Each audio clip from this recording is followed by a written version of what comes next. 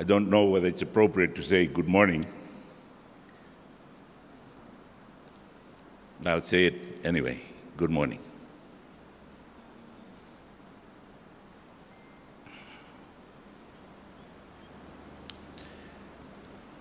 I will read a statement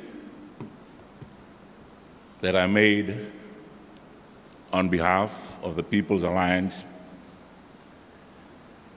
and which was printed in part by the Fiji Times on Tuesday of this week.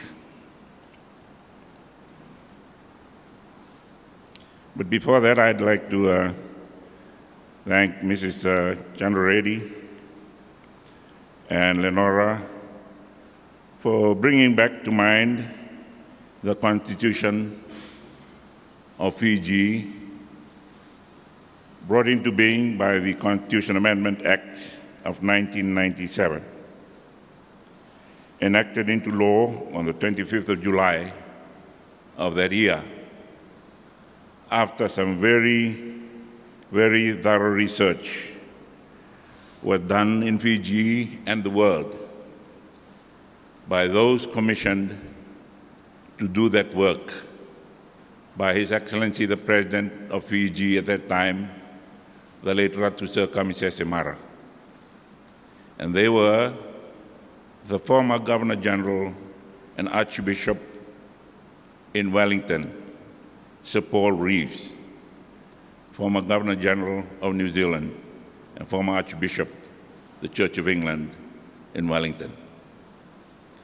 The late Thomas Sivatora, the nominee of the Songasonga Republic Tokay, nominee of the Prime Minister that I was at the time, and the late Professor Brij Vilash Lal, whom we gather to remember this morning. That Constitution, some say, is no longer in force. Some say no longer in use. Some say it's still alive. However we look at it, it was the product of the work of three great men who went out far and wide and wrote diligently the observations they made, which formed the basis upon which the Parliament of Fiji debated and agreed to enact to be the Constitution of the Republic of Fiji of 1997. And this is what I wrote on behalf of the party, the People's Alliance, on Boxing Day, the 26th of December.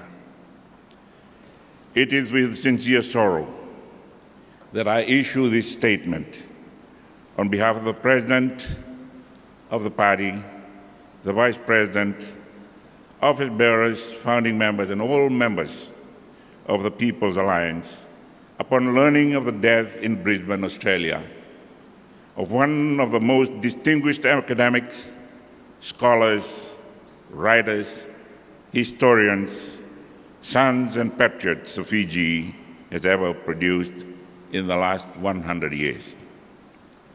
Most of us would have been enjoying what in Fiji's history has always been Christmas Day, regardless of the day the 25th of December fell, when unofficial word of the sad demise of this great son of Fiji reached us.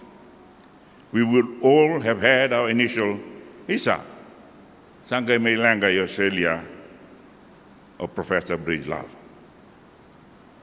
Then would have followed with our own personal words and thoughts, expressing our thoughts and feelings about the man. Mine were thoughts of a man, a very brave and committed man, a man with a very brave and committed heart for the people and the country he loved.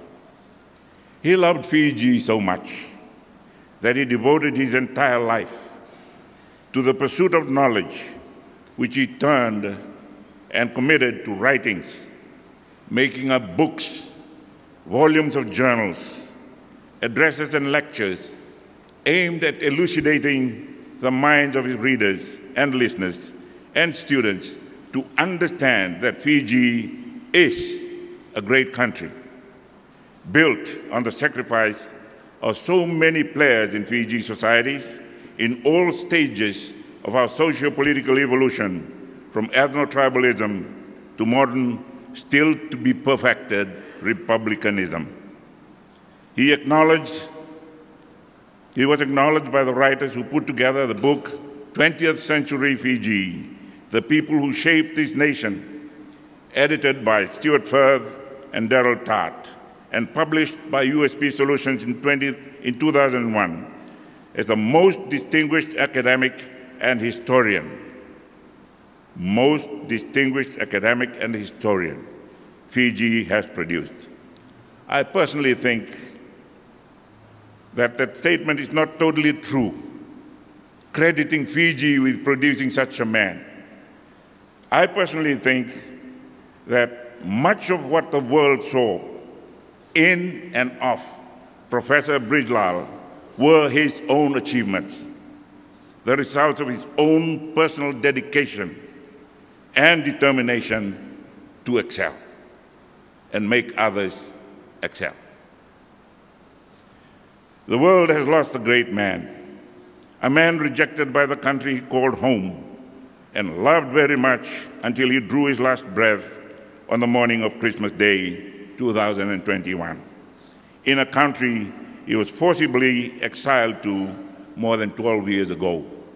I wear this tie today in honor of the country that honored him to be a member of the Order of Australia and gave him solace and refuge until his last breath.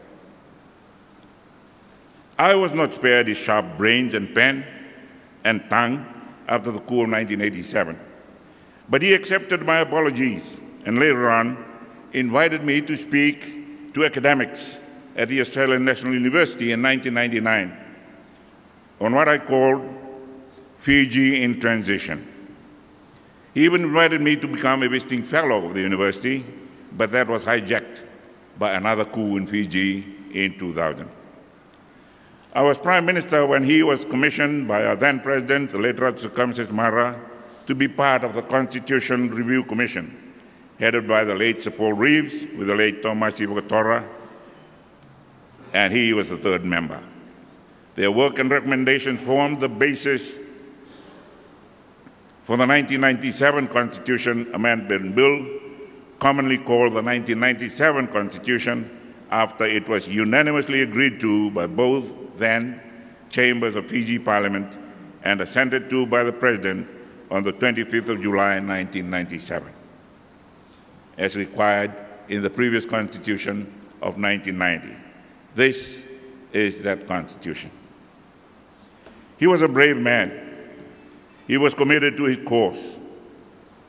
He was courageous, and his courageous words were taken sadly out of context by authorities who expelled him from his home country, where he was born and brought up in his early years on a cane farm in Tambia near Lambasa in Vunulevu, in the province of Madhuata, which our current president heads as its paramount chief. He spoke out against the 2006 military coup, as he had done against 1987 and 2001. But for his latest opinions expressed in 2015, he was classified as posing a threat to Fiji's peace, defense, public safety, public order, and security of the government of Fiji, and was prohibited indefinitely from returning to Fiji. His death closes the most tragic and cruel closing chapter of a great life that was never intended to threaten anyone else's. With his passing, let me quote from Jesus' most famous teachings, the Sermon on the Mount, which I also quoted in my Christmas message. Blessed are you when people insult you, persecute you, and falsely say all kinds of evil against you because of me, because of righteousness. Rejoice and be glad, because great is your reward in heaven, for in the same way they persecuted the prophets who were before you. Matthew 5:11-12. Our sincere condolences go to Dr. Padmalal and all your family members, friends, and associates. As we promised at the launch of the People's Alliance in Nawaka on the 11th of October of this year, we are still committed to allowing you, Dr. Padmalal, to return to your beloved Fiji, although now, sadly, it will be without your beloved husband. Rest in peace, Professor Brij.